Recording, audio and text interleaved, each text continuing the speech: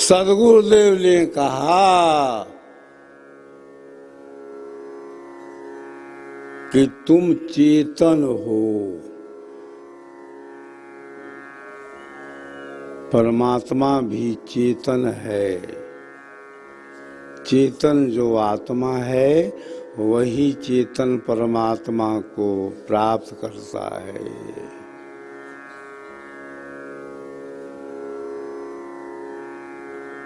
चेतन योग ही तो विहंगम योग है।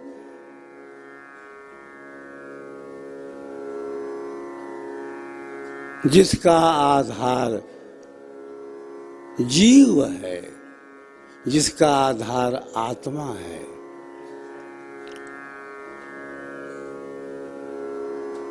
हम सभी स्वर वेद से जुड़े हुए हैं। स्वर वेद के समान भूमंडल में, आध्यात्मिक जगत में कोई पुस्तक नहीं है, कोई वाङ्मय नहीं है।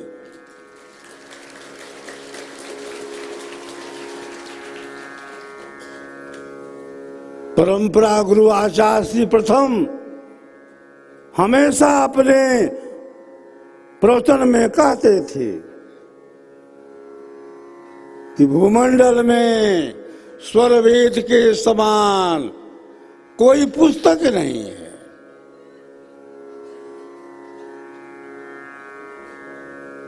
स्वर वेद हमारे हृदय की चेतन मणि है।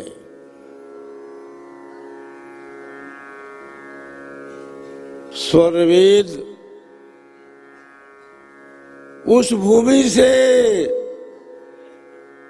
निकला है जहां पर ब्रह्म है। एक ब्रह्म सकल घट बोले, महमंडल व्यापक तल डोले। गगन माल में डोरी लागी, हृदय आत्म चेतन जागी। स्वर वेद का आधार ब्रह्म है। हमारे सदगुरुदेव ने जिस ज्ञान का प्रचार प्रसार किया है, बंधुओं, वहां पर भौतिक ज्ञान नहीं है, वहां पर पांडित्य नहीं है, वहां पर दर्शन नहीं है, वहां पर विटंडावाद नहीं है, संशय भ्रम का वहां स्थान ही नहीं है।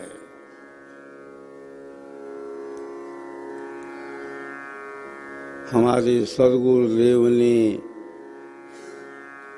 जो अध्यात्म की ज्योति जलाई है, उसका आधार सदगुरुदेव का अनुभव है।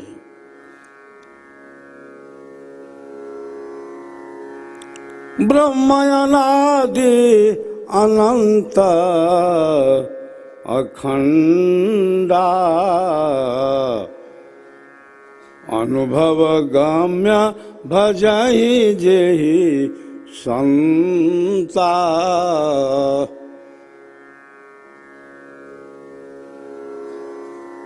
कैसा अनुभव, कहाँ का अनुभव?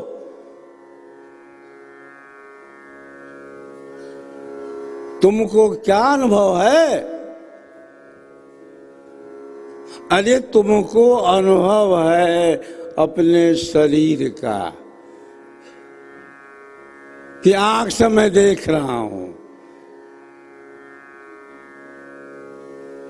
कान से मैं शब्दों को सुन रहा हूं, जीवा से स्वाद ले रहा हूं, त्वचा से स्पर्श कर रहा हूं, नासिका से सूंघ रहा हूं, पैरों से चढ़ रहा हूं।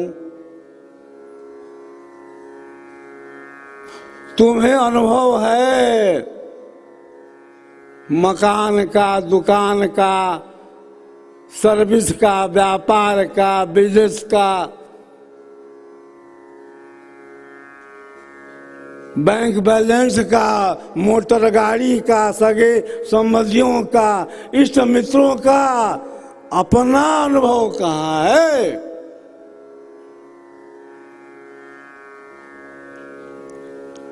अपना अनुभव तो वहीं पर है जहां पर आत्मा है। सदगुरुदेव ने क्या कहा? निज अनुभव वर्णन करूं, दिया ज्ञान प्रभु सोय। तेरा है तुझ में रहे, करत समर्पण सोय।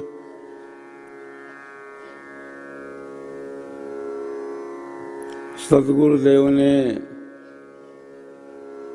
शरीर छोड़ने के पूर्व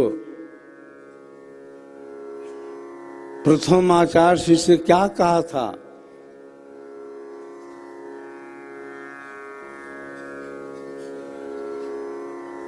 मैं इस ज्ञान को बहुत तपस्या से, बहुत परिश्रम से प्राप्त किया हूं। यहाँ यह लिखा है, वहाँ वह लिखा है, मैंने जीवन में जाना ही नहीं। मुझे तो साधना में जो अनुभूति हुई उसी का प्रचार प्रसार किया।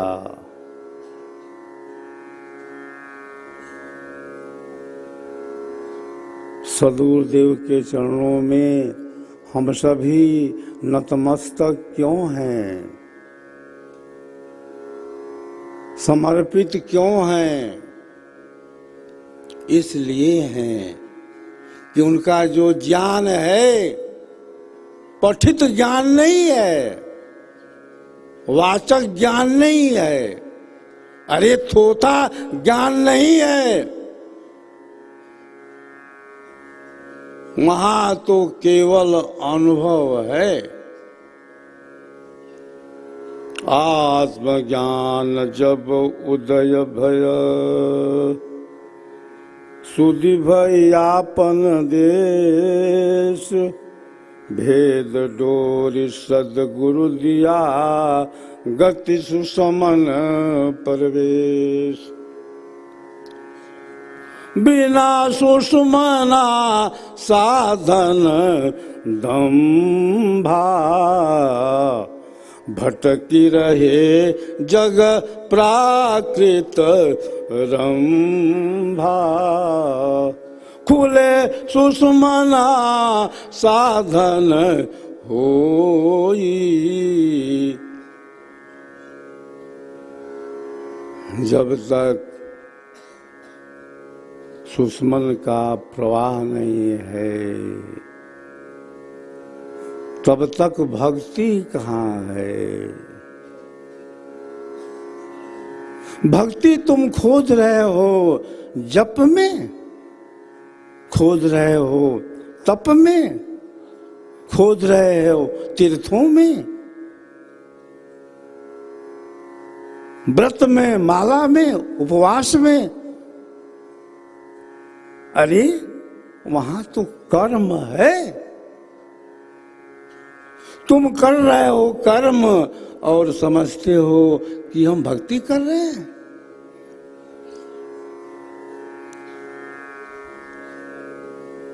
भक्ति का जो मार्ग है वह तो बहुत ही झीना है, बहुत ही सूक्ष्म है। सूक्ष्म विषय अध्यात्म है, बूझत बूझत बूझ। साहेब अनुभव गम्य है, सूझत सूझत सूझ। कर्म अलग है और भक्ति अलग है। इसका विवेक हमें तब होता है जब हम स्वर वेद से जुड़ते हैं।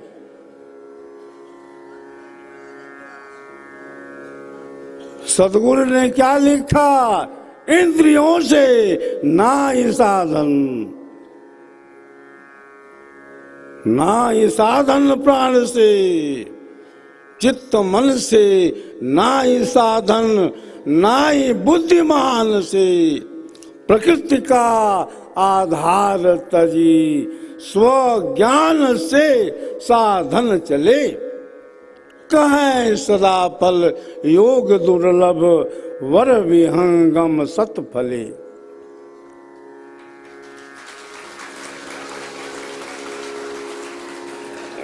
सदगुरु ने कहा कि जहाँ पर 5 ज्ञान इंद्रियां हैं, 5 कर्म इंद्रियां हैं, जहाँ पर चतुष्ट अंतःकरण है, वहाँ पर भक्ति नहीं है,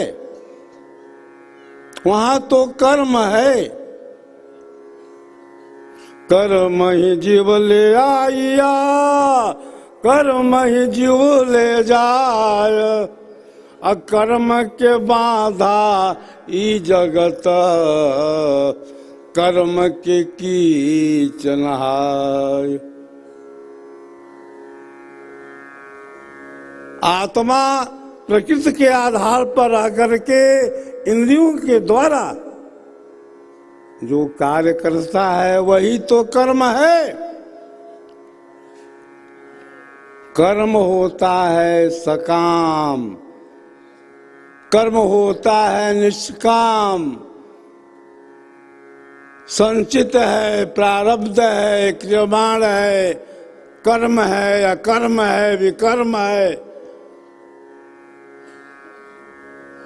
कर्मों की बहुत बड़ी व्याख्या है। जैसा कर्म कमाएगा वैसा ही फल पाएगा। खिला जो फूल, खिला जो फूल जवानी का, वो भी एक दिन मुरझाएगा। खिला जो फूल जवानी का, वो भी एक दिन मुरझाएगा। तो जप सत्य नाम तुम, जप सत्य नाम तुम सुबह शाम, अपना जीवन बर्बाद न कर, प्रभु से डर, प्रभु से डर। अरे धनमालय पार, धनमालय पार बटोर भले, धनमाल अपार बटोर भले, पर इतना ध्यान अवश्य रहे, पर इतना ध्यान अवश्य रहे। क्या रहे? अपना घर बार बसाने को, अपना घर बार बसाने को, औरों का घर बर्बाद न कर। अपना घर बार बसाने को, औरों का घर बर्बाद न कर। प्रभु से डर, प्रभु से डर। कभी क्या कहता है? खाना जाना, खाना जाना, पीना जाना, सोना और बैठना उठना। अरे भाई माँ बाप सभी को तूने जाना है। इष्ट जाना, मित्र जाना, अपना पराया जाना, लड़ना झगड़ना तूने धीरे धीरे जाना है। अरे सब कुछ तूने जाना, सब कुछ तूने जाना, पर एक बात नहीं जाना, जहां की तुझे जाना है।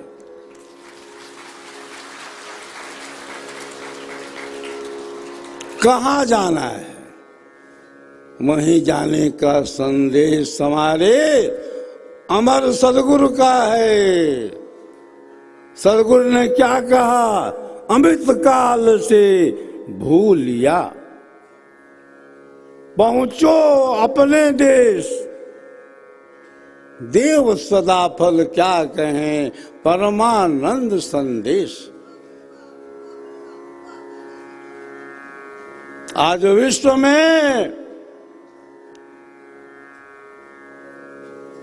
ऐसा कौन कहने वाला है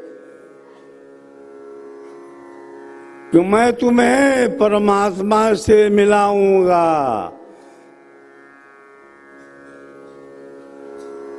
तुम्हारी चेतना को अर्ध से ऊर्ध्व कर दूंगा,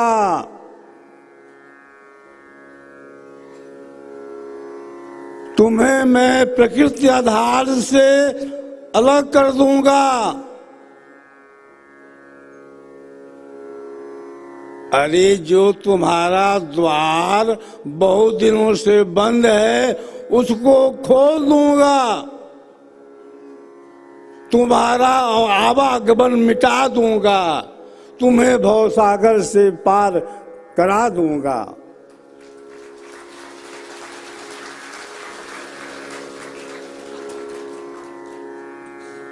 अगर कोई कहने वाला है तो हमारा अमर सदगुरु है। सदगुरु को तुम शरीर समझते हो? सदगुरु केवल शरीर ही नहीं है, सदगुरु व्यक्त भी है और अव्यक्त भी है। सदगुरु क्या कहते थे?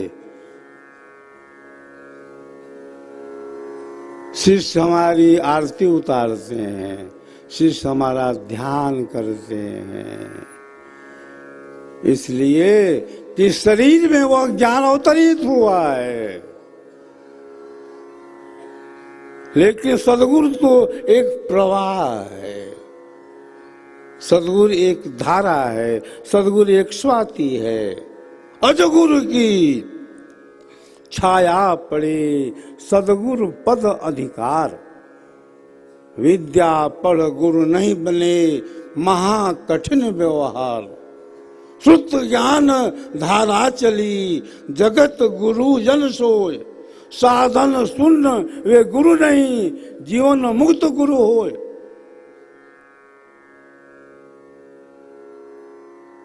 तो सदगुरु की जो शक्ति है व्यक्त और अव्यक्त दोनों रूपों से कार्य करती रहती है।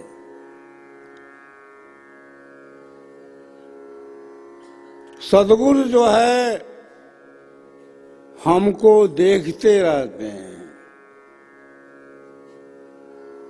स्वरवेद महामंदिर और स्वरवेद यही तो हमारे मुख्य आधार हैं। स्वरवेद क्या है? सिद्धांत का महान संविधान है।